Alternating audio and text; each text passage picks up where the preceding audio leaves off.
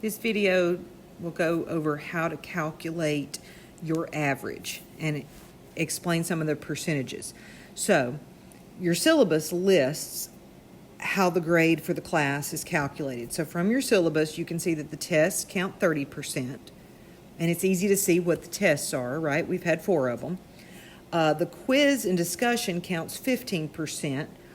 What I'm counting, we didn't do any quizzes, but the discussion is that introduction that y'all did during the first week of class where you had to introduce yourself on the discussion board, which is, essentially it's like a free 100 if you just introduce yourself. The lab reports, of course, are the Hayden McNeil labs that you had to do.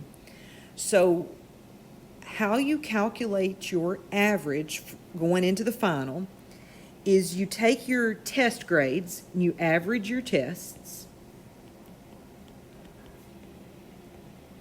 and you would multiply it by 0.3 because that's what 30% is.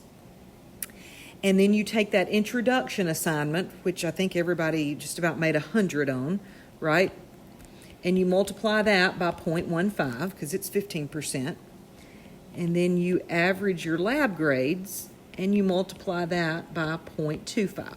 Okay, so you average each one, multiply it by the percentage, okay? And then you total up all of those once they're multiplied out. Test grades times 0.3, intro times 0.15, lab times 0.25. You total that up. That total is 70% of your grade. So you take that total, you divide it by 70, multiply it by 100%, and that will give you your average going into your final exam.